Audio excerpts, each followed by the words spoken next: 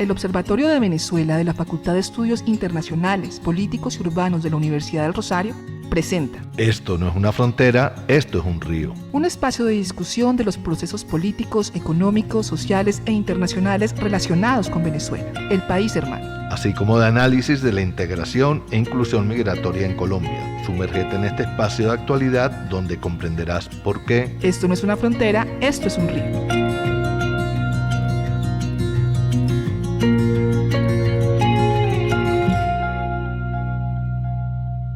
Les damos la bienvenida a Esto no es una frontera, esto es un río, programa del Observatorio de Venezuela de la Facultad de Estudios Internacionales, Políticos y Urbanos de la Universidad del Rosario. Un programa que se hace en colaboración con la organización civil Diálogo Ciudadano Colombo-Venezolano y la organización defensora de derechos humanos Alerta Venezuela. El programa del día de hoy está dedicado a la bitácora migratoria, el tercer reporte de 2024 y el número 26 de este proyecto de investigación que inició con el Estatuto Temporal de Protección para Migrantes Venezolanos, pero que le hace seguimiento, que monitorea cómo ha sido la respuesta del Estado colombiano para abordar el tema migratorio, particularmente la migración proveniente de Venezuela.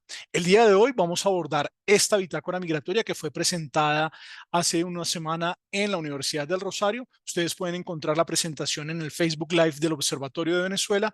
Esta bitácora lleva por título La responsabilidad regional en la migración por el Darién, un tema que ha venido creciendo en los últimos años y que particularmente desde los reportes que hace Human Rights Watch y otras instituciones, otras organizaciones, de evidencia lo que viene sucediendo en la frontera entre Colombia y Panamá con el paso ya de más de 1.140.280 ciudadanos desde 2021 hasta agosto de 2024. Para ello, pues vamos a iniciar con la línea editorial de este documento de investigación. Vamos con la profesora María Clara, quien es la investigadora principal de la bitácora migratoria y quien nos va a presentar, nos va a contar cuáles son los principales elementos que trae la editorial de la bitácora migratoria. Profesora María Clara Roballo, bienvenida. Gracias, Ronald. Un saludo para todos mis compañeros y compañeras en mesa y para nuestra audiencia. En efecto, la editorial de nuestro tercer reporte de la bitácora migratoria de 2024 estuvo dedicado a la migración en el Darién y la responsabilidad regional de lo que está sucediendo hoy en el Darién. Recogimos varias de las reflexiones que han venido abordando Human Rights Watch en diferentes reportes, en 3 reportes específicamente, el último recientemente fue publicado y lanzado desde la Universidad del Rosario. Esos reportes plantean que la exigencia de visados de países como México, países del Triángulo Norte y otros de Centroamérica, sumado a las pocas oportunidades de regularización que tienen los migrantes en Sudamérica y a los deficientes sistemas de refugio, pues hacen que efectivamente cientos de miles de migrantes se sientan sean expulsados por el tapón del Darién, una zona que además está controlada por el crimen organizado. Por ejemplo, Colombia, el Clan del Golfo es casi una autoridad migratoria. Se lucra con millones de dólares al regular y administrar todas las rutas por donde se transitan los migrantes, cobran vacunas a quienes venden servicios a los migrantes y además imponen reglas de conducta en la región. Del lado panameño, lo que vemos es varias bandas delincuenciales que generalmente roban y abusan sexualmente de los migrantes, especialmente de mujeres y niñas migrantes.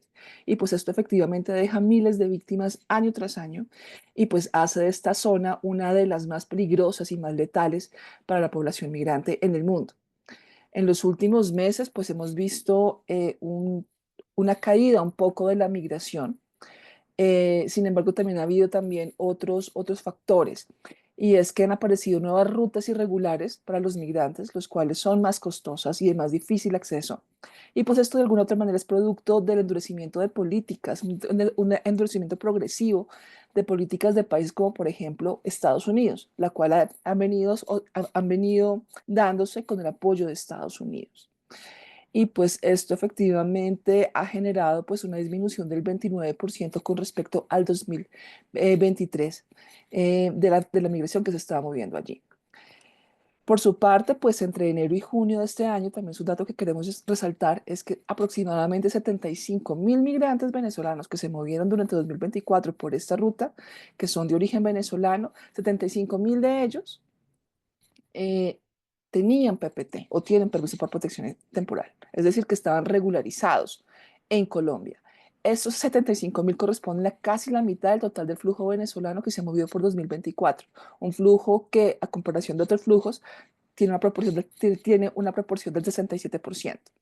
Esta cifra pues es bastante preocupante en términos humanitarios y además nos obliga a pensar y a cuestionarnos cuáles han sido las falencias en la implementación del Estatuto Temporal de Protección para Migrantes y cómo hacer efectivamente que esta política efectivamente redunde en la integración de la población migrante. Y sobre todo también, además, en otro escenario que fue propuesto, que otro escenario que iluminó el DANE en las últimas semanas, y es que la tasa de natalidad en Colombia ha descendido de una manera muy importante. Entonces, pues en términos demográficos, en términos humanitarios y por supuesto pensando en el desarrollo, pues no es preocupante un poco el descenso de la población migrante y sobre todo por una ruta tan peligrosa para ellos. Y pues entre otros temas, esta editorial concluye con que en la medida en que los países de la región sigan cerrando sus fronteras hacia el tema migratorio, se sigan o generando todas sus políticas como países de tránsito y no de acogida, pues esto va a hacer que efectivamente la migración por el Darién no pare, independientemente de que por ahora haya una caída de este flujo migratorio. Entonces, pues terminamos con la reflexión final y es exhortando a los gobiernos de que avancen en mecanismos regionales que asuman los costos de la migración y asuman los desafíos de los flujos migratorios y trabajen conjuntamente, efectivamente, para potencializar todas las oportunidades que ofrecen los flujos migratorios. 158.682 venezolanos desde lo que va del año 2024, 14.980 colombianos, 14.722 ecuatorianos, 12.070 chinos, 11.471 haitianos. Y como nos lo decía la profesora María Clara, de los venezolanos, el 75.000 de estos ciudadanos tenían permiso por protección temporal, estaban regularizados en territorio colombiano. Profesora Ligia Bolívar, ¿qué está pasando en la región en materia migratoria que incluso Colombia, que venía avanzando en un proceso de regularización de población venezolana y que se había convertido en el hogar de muchos venezolanos, todavía lo sigue siendo? Recordemos que una de las características que también tiene este reporte de la bitácora migratoria es que la cifra de venezolanos en Colombia es de 2.811.570 ciudadanos venezolanos. Desde 2022 se venía mostrando una caída, pero nuevamente empieza a subir, más de 2.000 respecto al reporte que teníamos en junio, donde era 2.808.888. Nuevamente la cifra empieza a subir. ¿Qué está pasando con la migración en la región? ¿Por qué están fallando los países en la acogida? Y me llama muchísimo la atención en el caso del Darién, porque la población venezolana, pero también la colombiana, se están yendo por este difícil trance. Desde Alerta Venezuela, ¿ustedes cómo lo identifican, profesora Ligia Bolívar? Gracias, Ronald. Buenas tardes a nuestros compañeros de mesa y a quienes nos escuchan. En efecto, algo que hemos visto desde el año 2021 es que un porcentaje muy elevado de las personas que pasan por el Darién no vienen directamente de su país de origen. Claro, en este caso los colombianos sí, pero en el caso de la población venezolana, cubanos y haitianos, vemos que no vienen de su país de origen. Y eso lo que nos evidencia es un fracaso de las políticas de integración. Una cosa es que tengamos buenas políticas de regularización, pero otra cosa es que esas políticas de regularización vengan acompañadas de estrategias que permitan que el documento tenga valor, el documento de regularización tenga un valor práctico para el acceso a derechos, para el acceso a servicios, etcétera, ¿no? Y ahí es donde ha estado la falla principal, que lleva entonces a las personas a no quedarse en los países receptores iniciales, sino que le apuesten al llamado sueño americano, aunque pueda convertirse en algo muy duro, eh, precisamente por esa falta de respuesta de integración en los países en los a los que apostaron inicialmente, ¿no? Entonces, esa es una de las razones principales por las que estamos viendo este flujo de esta manera. Eh, Recuerdo que en el mismo 2021, cuando yo estuve en la entrada de Darién, conocí un muchacho que no era venezolano solamente, no era colombiano solamente, era binacional. Y sin embargo, nunca consiguió trabajo en Colombia tuvo que salir de Venezuela por emergencia humanitaria, con muchas personas. Nunca consiguió trabajo en Colombia, a pesar de tener una cédula y de la perfil binacional, por el acento. Entonces también aquí hay elementos que rayan en la xenofobia, que están afectando la integración de esta población. Gracias, profesora Ligia. Y voy con el profesor Alejandro Martínez Zubida un poco para preguntarle su percepción del fenómeno migratorio, precisamente cómo se está viendo el tema migratorio desde los Estados Unidos, cómo se está incluyendo este tema en la campaña. Estamos precisamente a un mes. El próximo 5 de noviembre los norteamericanos elegirán al futuro presidente y el señor Donald Trump ha prometido que de ganar la presidencia por un día se convertirá en un dictador por un día, entre comillas, y expulsará a más de 11 millones de migrantes. ¿Cómo está el tema migratorio y cómo se percibe desde Estados Unidos el paso por el Darién? Profesor Alejandro Martínez Uvida. Sí, muchas gracias, Ronald. Bueno, el tema migratorio se ha vuelto un eje fundamental de la campaña norteamericana. La impresión que se tiene desde acá es que, digamos, el uso político ideológico se ha hecho de una manera, ha llegado a unas cotas realmente sorprendentes, incluso a la fabricación de historias francamente escatológicas y escandalosas por parte de candidatos. En este caso, lo que hemos oído del candidato Donald Trump es realmente sorprendente, ¿no? Acusaciones sin ningún fundamento que buscan, pues, como sabemos que sucede en este tipo de situaciones, buscan generar una especie de enemigo externo, tocar la vena nacionalista y así cohesionar un electorado. Pero realmente es una situación que se ha vuelto muy dura. Se ha vuelto muy dura con poblaciones haitianas y venezolanas. Entonces, bueno, ¿cuáles son los peligros de esto? Bueno, puede haber una escalada de violencia, porque cuando se le dice a la gente, como ha dicho el candidato Trump, que los haitianos se están comiendo los mascotas, pues imagínese usted lo que eso puede generar. O cuando se habla despectivamente de los venezolanos como tomando pues algún que otro caso de alguna fechoría para una generalización francamente irresponsable. Esto es terrible, justamente además porque no ataca los problemas reales que hay que resolver en materia migratoria. Aquí hubo también un acuerdo para llegar a unas posiciones conjuntas, bipartidistas, y justamente fueron interrumpidas por instrucciones de Trump, pensando pues que en la campaña no le convenía digamos, bajarle el tono al discurso escandaloso sobre la migración. Y además el tema del Darién, por ejemplo, que es un tema fundamental, entonces queda fuera de la agenda, porque cuando se enmarca la conversación pública en estos términos de escándalo y de poca seriedad, pues entonces es muy difícil centrar en la generación de políticas efectivamente que tengan un impacto. De modo que se está produciendo a unos niveles realmente sorprendentes, cosas que hemos visto en el pasado en algunos asomos en Colombia.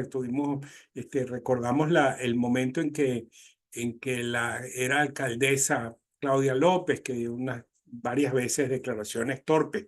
Bueno, esto escala mucho más la situación, sobre todo tomando en cuenta porque estamos hablando de los Estados Unidos, que tiene un rol central en el hemisferio. De modo que creo que la preocupación la debemos compartir todos, y todo esfuerzo que se haga por bajarle el tono a este nivel de conversación pública y llevarlo a un nivel serio es fundamental. Gracias, profesor Alejandro Martínez Uvida. Hace unos días, en una reunión de investigación del Observatorio de Venezuela, nuestra investigadora adscrita, quien vive en España, Alice López nos comentaba cómo en España y cómo en Europa no se tiene mucha claridad sobre lo que es el Darién, lo que significa el Darién.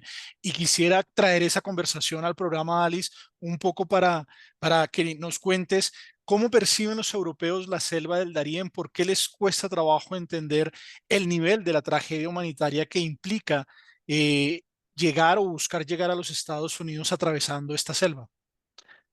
Adelante, Alice.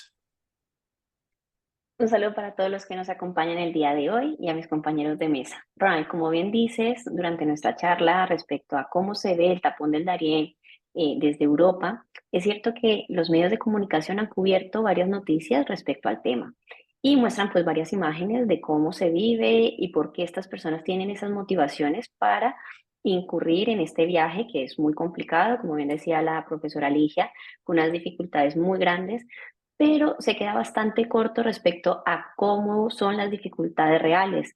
Esto se debe, primero, por la falta de contexto. Ese contexto es porque no se sabe muy bien cómo es la selva, qué condiciones tiene, o también esas motivaciones de estas personas, que muchos son para quererse reunir con sus seres queridos en otro país, o que están huyendo de la violencia interna del país de acogida en el que se encuentran, ya sea por la misma xenofobia, discriminación y diferentes momentos, pues que hacen tomar esa decisión y seguir ese sueño americano que están buscando. Ahora bien, es importante que acá en Europa pues se pudiera aclarar mucho más las condiciones del terreno, quiénes son los que están allí dificultando ese paso, todas las personas que pues de cierta manera, de manera ilegal, están generando su propio gobierno, su propia forma de gobernar el sitio y hace que esto sea aún más dificultoso, que haya mucha más violencia. Incluso los datos que presentábamos de Human Rights aparecían datos tan curiosos como que las mujeres tenían que viajar con una píldora por si eran violadas durante el paso. Y eso acá en Europa, pues no, o sea, no hay como esa mentalidad de saber qué es lo que sucede. Incluso lo comparan con cosas como, bueno, si yo puedo hacer un paseo de campo, pues así debe ser de sencillo hacerlo allí. Entonces se quedan muchas cosas como del contexto de aquí, pues no se relaciona con lo que hay allí.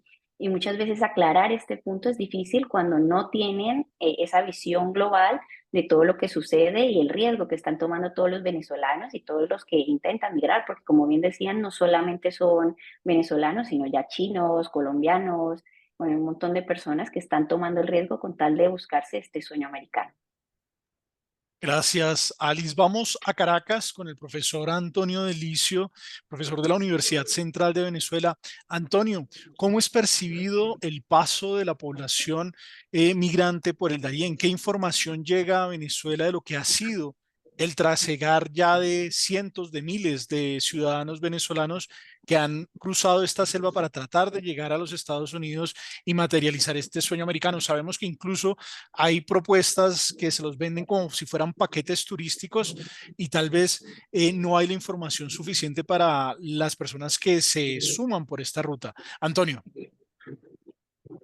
Bien, como he dicho en otras oportunidades, el Darién o la palabra Darién hace parte de la geografía eh, familiar venezolana. Ahora todo el mundo habla, si te vas por el Darién, te vienes por el Darién, y más allá que a lo mejor no lo conocen, sin embargo, la desesperación es tal que la gente sabe que el Darién es su oportunidad. En ese sentido, hay una cosa que podríamos hablar del imaginario geográfico en Venezuela y habla del Darién como oportunidad y muchos efectivamente están pensando en esa oportunidad sin conocer realmente los riesgos que amerita cruzar un paso tan complicado, un paso tan difícil, un paso que además de lo que puede ser los grupos que ahí están traficando, inclusive enfermedades, etcétera. Recordemos que eso es una zona pantanosa, pero la gente se arriesga y el venezolano habla del Darién como su oportunidad. Y en la medida en que menos vuelos se tienen, para muchos inclusive que no son necesariamente, que inclusive pudiesen tener el dinero para comprar un pasaje, el Darién se convierte en la salida necesaria frente a una crisis que, por los vientos que sopla, aparentemente se va a profundizar por lo menos de aquí a los próximos meses. Gracias, Antonio. Ahora vamos con el presidente de Diálogo Ciudadano, con el profesor Chomín Laceras. Vamos a hablar un poco sobre el informe que hace R4B, esta plataforma multiagencial, de cara a las necesidades de los refugiados, particularmente en materia de integración, alojamiento, protección y alimentación, que es uno de los temas que está en este reporte de la bitácora migratoria. Chomín, primero contarles un poco a nuestros internautas, a quienes nos escuchan, qué es R4B y por qué es importante, sobre todo porque hay mucha gente que no conoce, no hace parte de la dinámica migratoria, y en una segunda instancia, cuáles son esas necesidades de la población migrante y refugiada que el reporte de la bitácora migratoria recoge del informe de la plataforma multiagencial. Sí, Ronald, un saludo para todos. Efectivamente, bueno, la plataforma de coordinación interagencial para refugiados y migrantes de Venezuela, que se conoce más comúnmente como R4B, reúne, digamos, a las agencias de la ONU que tienen que ver con el tema migratorio, pero también a muchos otros actores, tanto institucionales, públicos, como del área, digamos, privada que tienen que ver con el tema migratorio y fue una plataforma que se creó pues para coordinar políticas y para intercambiar básicamente información, ¿no? Esta plataforma recientemente sacó un estudio de opinión que se realizó a través de 14.000 encuestas en 15 de los 17 países de América Latina y el Caribe, donde trabaja, ¿verdad? Los resultados además son muy importantes porque van a servir de base para el Plan Regional de Respuesta para Refugiados Migrantes en el periodo 2025-2026.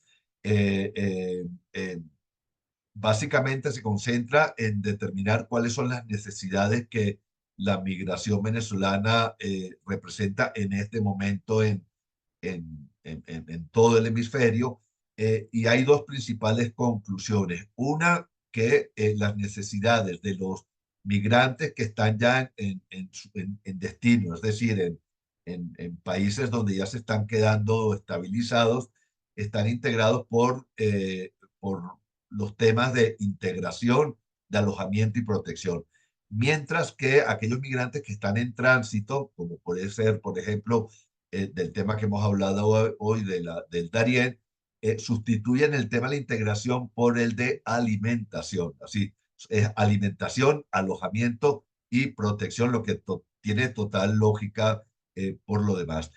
Además de esto, bueno, pues este estudio da un montón de, de datos adicionales de mucha utilidad para quienes tienen que manejar políticas públicas, como por ejemplo que las personas refugiadas migrantes de Venezuela con estatus regular en la región llegan al 67%, así que hay más del 30% que todavía están en situación irregular, alrededor pues del 33%, ¿verdad? Por ejemplo, las personas refugiadas y migrantes de Venezuela que están trabajando en el sector informal llegan al 82%. Y bueno, así por el estilo, un montón de datos que tienen que ver con su situación social, básicamente, que son de mucha utilidad, como antes lo dije. Gracias, Chomin. Una de las particularidades que recoge la bitácora migratoria son los datos, los números que aparecen en los reportes. Entre los datos y los números llamaría la atención sobre un punto particular. En junio de este año, cuando tomábamos los datos de la plataforma en la cual Migración Colombia socializa los datos de regularización de población venezolana, afirmaba que habían 2.026.011 ciudadanos venezolanos a los cuales se les había aprobado su permiso por protección temporal. Sin embargo, al revisarla nuevamente con la actualización al 5 de septiembre, dice que son 2.004.503, como si hubiese dado una disminución aparentemente de 21.508, eso estamos hablando más o menos del 1,1% de los PPTs aprobados. Incluso si uno toma la cifra del nuevo tabló que está en los semáforos, eh, la cifra llega a 90.203, porque dice que los aprobados o autorizados, como lo dice el tabló, ya no habla de aprobados sino de autorizados, son 1.935.808. ¿Qué está pasando con los datos? ¿Por qué, si ya se habían aprobado más, ahora la cifra retrocede? ¿Qué hizo Migración Colombia? ¿Cuál es el proceso? ¿Se está dando una sinceración de datos? Eh, ¿Había un error antes y ahora se ha corregido o ahora estamos en un error? Los datos han perdido valor. Una de las características de lo que ha sido la gestión del saliente director de Migración Colombia, un gris funcionario que no estuvo a la altura de las responsabilidades de su cargo. Lamentablemente, en este momento hay unos temas que han quedado y que incluso en el semáforo señalamos, pero particularmente quisiera ir con la profesora María Clara Roballo un poco para ir hablando de esas medidas que nos deja Fernando García al salir de Migración Colombia. ¿Cuáles son las nuevas medidas que se han expedido para la regularización de población venezolana? Profesora María Clara Roballo. Bueno, para el cierre de este reporte nos encontramos en efecto con que el viernes de la semana pasada se lanzaron dos nuevas medidas. El primero es la publicación del decreto 1209, que crea el permiso especial de permanencia para venezolanos, el PEP tutor, y está pensado para los padres o custodios de niñas, niños y adolescentes venezolanos que hoy están, que se han regularizado a través del ETPB y son niños que están dentro de la malla escolar. Esa es una medida.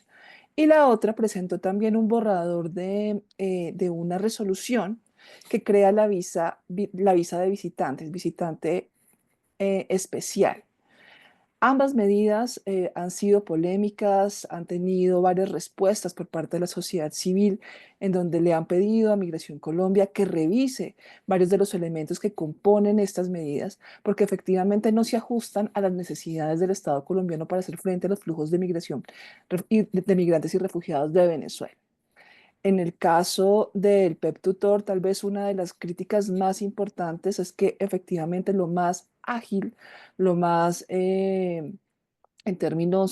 más ágil en términos institucionales, en términos económicos, en términos de claridad para la población migrante, es que se hubiera ampliado el PPT para esta población. Sin embargo, este gobierno decide crear o revivir un mecanismo que ya incluso por ley estaba cancelado, que es el permiso especial de permanencia.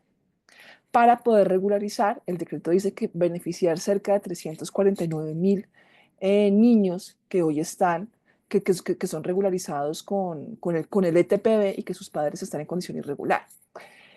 Sin embargo, luego de crear un nuevo mecanismo, la cantidad de trabajo institucional, de revisión de sistemas, de adaptación de sistemas, tanto de la función pública como también del sector privado, será muy amplia. Y este ha sido un trabajo todavía inacabado dentro del ETPB, que pues a implementarse en el 2021. Imagínense crear una nueva medida con un nuevo mecanismo en octubre de 2024, lo que va a ser mucho más confuso para la sociedad civil en general, incluyendo a población migrante y de acogida, por supuesto. Entonces creo que hacia allí se tienen que hacer muchos trabajos. También otra medida es que esto va hasta el 31 de enero del 2020, hasta el 31 de diciembre de 2023. La medida inicialmente iba hasta el reinicio de las relaciones bilaterales, sin embargo allí hubo presión, como lo digo, de diferentes actores y se revisó y se extendió que el PEP tutor llegara a cobijar, como lo dice el decreto, a padres de niños que estaban hasta esa fecha en territorio colombiano. Y por otro lado, también está el de la visa visitante, que es otra medida que busca regularizar a las personas que están en Colombia hasta el momento en que salga efectivamente funcionando esta reglamentación. Sin embargo, hacia allí también hay grandes vacíos frente a cómo se está pensando esta visa visitante. Hay muchos problemas de implementación y que efectivamente de pasar la resolución como está, seguramente la capacidad de cobertura, la capacidad de beneficiarios va a ser muy mínima, porque van a ser muy pocos los migrantes que están en Colombia que pueden cumplir todos los requisitos para adoptar una visa como estas, empezando por tener documentos apostillados, que están solo una de las barreras. En efecto, profesora María Clara, ustedes van a encontrar en la bitácora migratoria las diferentes secciones que caracterizan a este seguimiento, a este monitoreo, la editorial, los semáforos en los cuales se dicen los temas que requieren atención, aquellos temas que tienen dificultades y aquellos temas que están avanzando, también los datos migratorios, un pequeño resumen de los principales datos migratorios. Hay que decir que en materia de datos hoy ya no es tan claro la información, e incluso algunas instituciones desde el 2021, como es el caso del Ministerio de Educación, no hacen pública, por lo menos en las páginas de internet del DNP, la información migratoria. Hay unos artículos dedicados, uno a los informes de Human Rights Watch, donde ustedes van a poder encontrar los 3 informes construidos por esta organización de cara a tratar de demostrar, de, digamos, evidenciar la naturaleza de lo que está pasando en el Darién en los últimos años, y también el informe que reúne algunos de los aportes que hace la plataforma multiagencial R4E. Finalmente cerramos con un apartado dedicado al tema demográfico y a las investigaciones que ha venido haciendo el DANE. Este es un proyecto que desarrollamos de forma conjunta con la Fundación Konrad Adenauer desde febrero de 2021, cuando se anuncia el Estatuto Temporal de Protección para Migrantes Venezolanos, y hasta la fecha de hoy continúa. Es un proyecto de investigación permanente que lo que busca es precisamente contar cuál ha sido esa respuesta colombiana. Lamentablemente llegamos al final de Esto no es una frontera, esto es un río. En la segunda parte vamos a tener conversaciones y la otra orilla, y también vamos a tener la entrevista que le hicimos a Juanita Gobertus sobre el tema de el Darién, una entrevista que se hizo a través de Instagram Live. Vamos a darles algunos apartes de esa entrevista para que ustedes también puedan ver cómo fue desde la directora para las Américas de esta importante ONG de la región hemisférica. Ella es la responsable de la parte de las Américas, pero recordemos que incluso para el lanzamiento estuvo la directora ejecutiva regional, la directora ejecutiva global. En los controles, Nelson Duarte. En la dirección de la emisora de la Universidad del Rosario, Mario Castro. Los dejamos hasta la próxima semana en Esto no es una frontera, esto es un río. El Observatorio de Venezuela de la Facultad de Estudios Internacionales, Políticos y Urbanos de la Universidad del Rosario presentó Esto no es una frontera, esto es un río. Un espacio de discusión de los procesos políticos, económicos, sociales e internacionales relacionados con Venezuela, el país hermano. Así como de análisis de la integración e inclusión migratoria en Colombia. Sumérgete en este espacio de actualidad donde comprenderás por qué esto no es una frontera, esto es un río.